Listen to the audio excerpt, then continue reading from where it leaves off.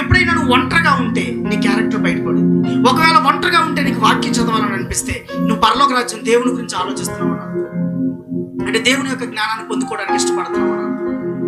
ఎప్పుడైతే నువ్వు ఆ ఖాళీగా ఉన్న సమయంలో నువ్వు ప్రార్థన చేసుకుంటా ఉంటావు అంటే నీ జీవితాన్ని నువ్వు నిలబెట్టుకోవాలని అనుకుంటున్నావు అన్నారు. ఒకవేళ నువ్వు ఖాళీగా ఉన్నప్పుడు నువ్వు ఫోన్ చూస్తున్నావా, నువ్వు దానికి ఎడిక్ట్ అయిపోయావు. ఒకవేళ నువ్వు ఖాళీగా ఉన్నప్పుడు నీకు సిగరెట్ తాగాలనిపించితే నువ్వు దానికి ఎడిక్ట్ అయిపోయావు.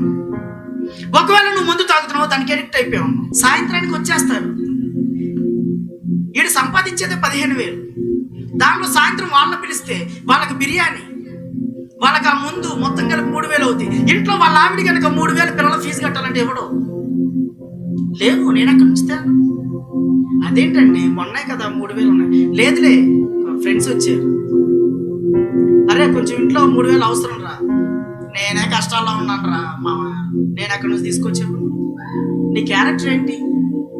ఎక్కడుంది నీ ఆలోచన? ఎక్కడుంది? ఎంజాయ్ చేయాలని ఉంది, ముందు తాగాలని ఉంది. నువ్వు ఖాళీగా ఉంటే సిగరెట్ తాగాలనిపిస్తుంది, నీకు చెయ్యలా వెళ్ళిపోతుందేమో. అదేంటో నేను చూస్తూ ఉంటాను, ఈ బయట చూస్తూ ఉండేవాడు. అరే నీకు రింగ్ చేయడం వచ్చా? స్మూత్ రింగ్ ఇలా తిప్పడం వచ్చా? వాడు అప్పుడు ఊతాడు ఉఫ్ ఉఫ్ అని 2 రింగులు, ఆ లోపల మొత్తం నాశనం అయిపోయింది. అప్పుడు తిప్పుతాడు 2 రింగులు, తర్వాత దేవుడు తిప్పుతాడు ఆయన హాస్పిటల్ మీద 100 రింగులు. ఎలాగా బట్టి కొడతానే ఉంటాడు. ఆ లంగ్స్ నిలబెట్టాలి కదా. ఇప్పుడు నువ్వు 2 రింగులు తిప్పు, తర్వాత 40 రింగులు తిప్పుతాడు హాస్పిటల్లో, లంగ్స్ పాడైపోయి. ఇప్పుడు బయట స్కిట్స్ అయ్యి తర్వాత మనకు అక్కడ వేస్తాడు, మామూలు స్కిట్స్ కాదు. నువ్వు ఖాళీగా ఉన్నప్పుడు ఏం ఆలోచిస్తున్నావు? ఫోన్లో ఏ వీడియోస్ వస్తున్నాయి వాటిని చూస్తున్నావా? ఫోన్లో వీడియోస్ కనుక ఒకవేళ ఇదిగో ఇలా దగ్గరగా నుంచున్నట్టు కనపడ వెంటనే అతుక్కుపోతాం.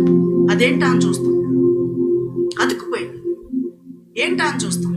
అక్కడితోనే మిగతా వీడియోస్ అన్నీ వచ్చేస్తూ ఉంటాయి కింద, పై నుంచి కిందకి. నీ క్యారెక్టర్ ఏంటి అక్కడ తెలిసిపోతుంది, నీ యాటిట్యూడ్ ఏంటి అక్కడ తెలిసిపోతుంది. ఒకవేళ నువ్వు ఖాళీగా ఉన్నావా, నేను చదువు కోసం ఆలోచిస్తున్నాను, నేను పాలిటెక్నిక్ చేయాలనుకున్నా, నేను ఇంజనీరింగ్ చేయాలనుకున్నా, నేను డిగ్రీ చేయాలనుకున్నా, నేను పీజీ చేయాలను, దానికోసం అడ్వాన్స్డ్గా నేను ఏం చెయ్యాలి అని నువ్వు మొబైల్లో ఎదుగుతున్నావా, తర్వాత మొత్తం తిరగేస్తే అయ్యే చదువు గురించి వస్తూ ఉంటాయి, వాటి గురించే వస్తూ ఉంటాయి. ఏ ఆలోచన? ఒకవేళ నీ పిల్లల కోసం నువ్వు ఆలోచిస్తున్నావా, నెక్స్ట్ ఏం చేయాలని నీ పిల్లల గురించే వస్తూ ఉంటాయి.